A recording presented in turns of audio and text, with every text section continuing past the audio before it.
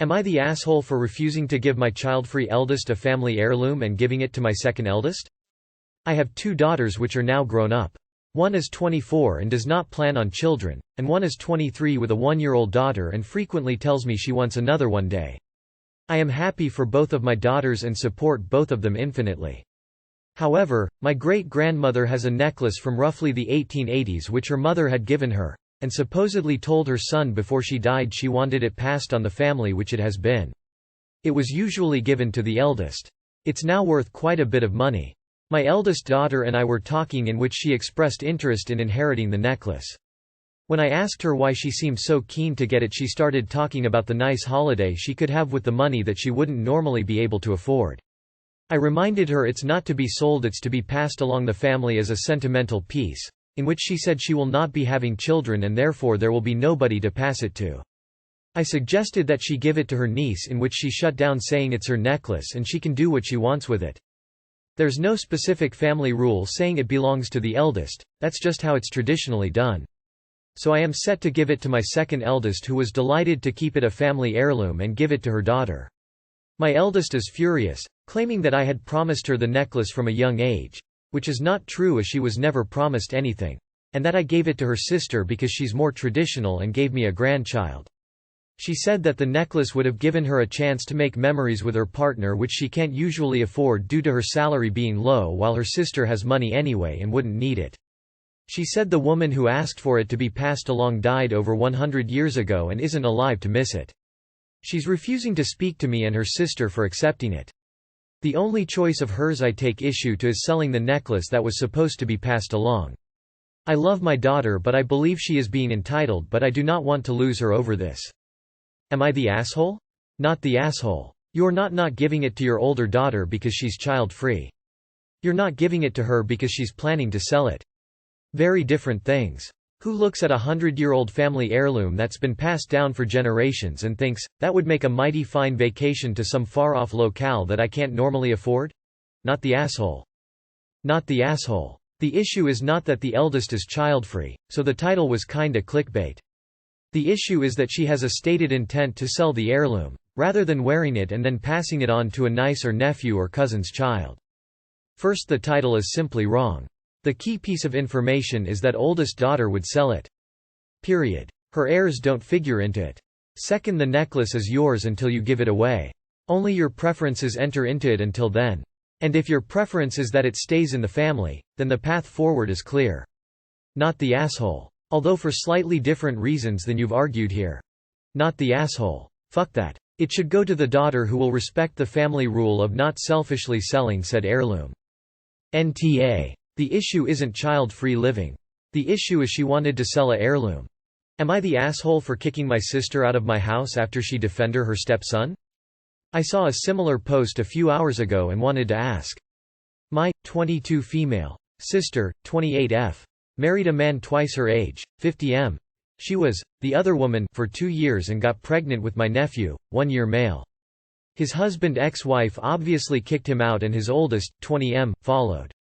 I took them in 10 months ago after his wife won the house in their divorce. They asked to stay for 1 to 2 years unlit. They're able to buy their own house. I said yes because I honestly didn't mind. I love my nephew with all my heart, and my home, the family home, my dad left it to me, is quite big. Things were okay. My sister's husband always paid rent on time. His son was actually helpful around the house, and as I said, I love my nephew, so I was happy to have him and my sister around. For some context, I'm a sex worker, of and in real life. My sister knows about it, never commented on it, but until recently I didn't think her family did until this happened. My sister's stepson, whom I'll call Aaron, always had a mess in his room, and it was okay. It's his space, but I didn't like it when I noticed he started to leave food and drinks around. I don't want rats or cockroaches in my house, so I asked him a bunch of times, gently, to please clean his room because it was unsanitary and we live with a baby. He was always like, yeah.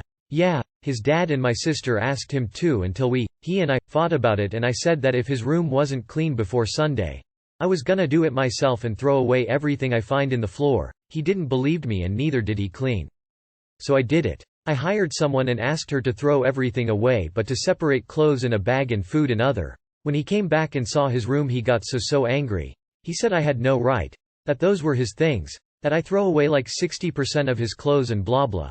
Then he threatened to tell everyone that I was a whore. I was taken aback and asked what he meant, and he said that he found out what I did and that he was gonna get a video, dunno how, and send it to my family because I was a bitch, and that's how you teach a bitch how to behave. He said that his room was cleaner than me when it was all fucked up and dirty.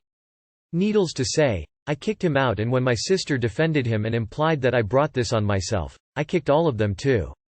They had to crash a few couches until her husband got an apt, and she's claiming and telling everyone that I was an AITA. I'm not asking for legal advice or if I was legally in the wrong. Oh my god, he'll teach a B how to behave. Good riddance to garbage. Not the asshole. Not the asshole. Not only was he a slob, but he was disrespectful. It doesn't matter what your employment is, you're providing the housing and he's a guest. I'd have but him out too. And since she tried to blame you, she needs to go too. Good for you standing up for yourself. Not the asshole. It's your house and you were doing them a favor. Nephew crossed the line, and so did your sister for defending that behavior. And where do you think he found out from? Your sister. Better off without them. If we lived in a world in which men who speak about women that way were rendered immediately homeless, the behavior wouldn't exist. Not the asshole. That little asshole deserved it. You're not dirty, he is the filth magnet. You have a job, and him acting like it's not as sad. He probably will be stuck living with your sister the rest of his life with his ideas as to how to make a woman behave. You're better off, and I'm sorry your sister is an asshole. You deserved more respect. Not the asshole. Please change all the door locks, security codes immediately. Am I the asshole for refusing to care for my grieving husband? I, 56F. Am married to DH, 59M. I have multiple chronic illnesses. Our labor division had been me 36 hours week, 60% housework, 75% cooking.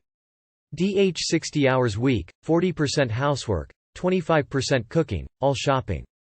4 months ago Mill was diagnosed with a terminal illness. I took over everything, and was packing up Mil's house while working. My Mill is wonderful, and DH was always good me, so I never complained during this hard time. A month ago, Mill passed, and my husband sank into grief. He hasn't worked, hasn't showered, and hasn't eaten unless forced. I planned the funeral, stored things, and sold the house so DH didn't have to. DH has PTO, so I'm not worried about him losing his job, but I have tried to encourage him to get out of bed and come sit with me and do things. While Mill was still with us, I began suffering multiple acute flares, leaving me exhausted, dizzy, and vomiting multiple times a day. My doctor gave me meds and told me to rest, but I was still vomiting and had so much to do. Monday, everything gave out. I passed out at work. I was concussed, my head split open. I was covered in blood. I vomited all over myself and aspirated, and on top of that, I lost continency. The doctor said that I was so overworked. My body hit the reset button and I needed to take off at least 2 weeks to recover. I was mortified and upset, and I just wanted DH to bring me a clean change of clothes and hold my hand. He said he was too tired to drive, so my best friend Carol went over to pick him and the clothes up. I was surprised when she came back alone and said he wouldn't get out of bed. I said, "At least he picked out my clothes," and she said he didn't. She did. I was in for several days for fluids, medication, and observation. Carol came and saw me every day, but DH didn't visit once and was tired when I called. Carol drove me home, she helped me in and told DH very sternly to take care of me. He waited until she left and then laid into me for leaving him for days, and how he starved and how the bathroom was filthy and I needed to clean it. I lost it. I started sobbing, which shocked him because I'm not a crier, but I screamed at him that I'm sorry his mom is dead, but he could have lost me, too, and he didn't act like he cared. I told him I was done because I worked myself to near death for him. He needed to get his shit together and help around the house again, not the other way around. He sat there in shocked silence, and I told him if he had nothing to say, I was going to call Carol. I'm currently at Carol's house and will be hiring a home care nurse for the next week so Carol doesn't have to look after me. But I just feel like an awful human being for screaming and devaluing the loss of his mom. But I also feel so heartbroken for the way I was treated. Edit. Please don't tell me to get a divorce. I don't want to leave DH, I just need space. Not the asshole. And when you start to feel like you miss him or your relationship, remember that you were in hospital for days, which is no small thing, and his primary concern was that the bathroom was messy and he had to get his own food. Your husband sounds like he's severely depressed. He needs to see a doctor. I hope you two make it through this really awful situation. The topic of grief makes it very difficult to judge anyone in awe. My only advice is to do what you're already doing: hire some help. I think you're in the airplane oxygen mask situation right now. You gotta do yours before you can do his. I hope he snaps out of it while you take care of yourself. Still, you carried an enormous burden as long as you could. I say you're not the asshole regardless of your final reaction. I can't judge him with the information available. Good luck and take care of yourself. Take a few hours to listen to good music. Read a great book. Whatever fills you up. So you were in the hospital for several days, he never visited, then complained when you got home that he almost starved and the bathroom is a mess and you wish to stay married? You're a masochist but not the asshole. Jesus. NTA. I get that he is grieving, but if it's so bad he can't take care of himself while his wife is recovering in the hospital, then he needs therapy. I'd make it mandatory for your return to the home. You could probably do with some too. Take care of yourself now, it's obvious he can't or won't. Best of luck. I won't tell you to get a divorce, but DH needs to get his shot together. Or you are going to die yourself. Caregiver burnout is real, and that's where you are. Not the asshole. You matter too. DH needs therapy and meds. I doubt his mother would approve of his state, or mistreatment of you, and this is mistreatment. Take care of yourself. Thank God for Carol. Am I the asshole for specifically stating I don't want a certain teeth cleaner? I have been going to my dentist for like 5 years now. One of the perks of my dentist is that we either get to watch TV or listen to music while we get our teeth cleaned. I recently went to the dentist and the lady who cleaned my teeth was ridiculous. An older Katy Perry song came on the Spotify station. I think it was Swish Swish. And the lady promptly said, "This is too inappropriate," and changed the station to a Christian station. I said, "Hey, I was enjoying that station. Can you turn it back?" She replied, "I don't feel comfortable with that radio station." I responded with, "Well, I don't feel comfortable with this radio station, I am an atheist." The lady made a noise that made it seem like she was offended and then rushed to clean my teeth and was a little rough doing so.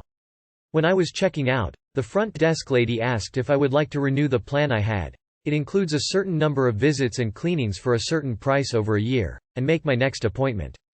Before I have a date, I asked if there was any way it could be ensured that I didn't have the lady who cleaned my teeth again. The woman at the front desk asked why and I explained why.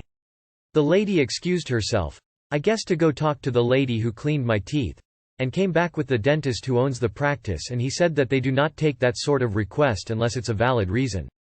He then said while they take the comfort of their customers seriously, they also have to take into account the comfort of their employees, and that her request to not want to listen to what she finds as offensive and inappropriate is valid. He then said that me making an issue out of this is uncalled for and offensive. So then I said, well then I will have to think about if I want to make another appointment again.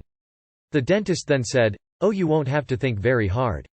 We don't think it's a good idea for you to be a client of ours anymore due to this unnecessary conflict. I left appalled. Am I really the asshole here? Not the asshole. Christians just love feeling persecuted. Quotes because actual Christians are decent living people. Christians are not. Not the asshole. Sounds like the dentist is also one of those strict devout Christians because this is ridiculous. I would leave a review of the place everywhere you can online. Make your voice be heard. Not the asshole. If she was so offended she could have switched it to anything but Christian music. Oldies. Muzak. Whatever. She specifically chose Christian music to communicate its appropriateness. Then she roughed you up for having the gall to say something. My dentist will let us say, I don't want that hygienist again, no questions asked. The fact that he wouldn't just grant your request is a huge red flag. Seems like they only want Christians for patients. I say let them have that and let your insurance company pay someone who isn't a righteous bigot. Edit. Thank you for the award. Finally, autocorrect has worked in my favor. Not the asshole. I've worked in dentistry for 20 years and I'm appalled for you.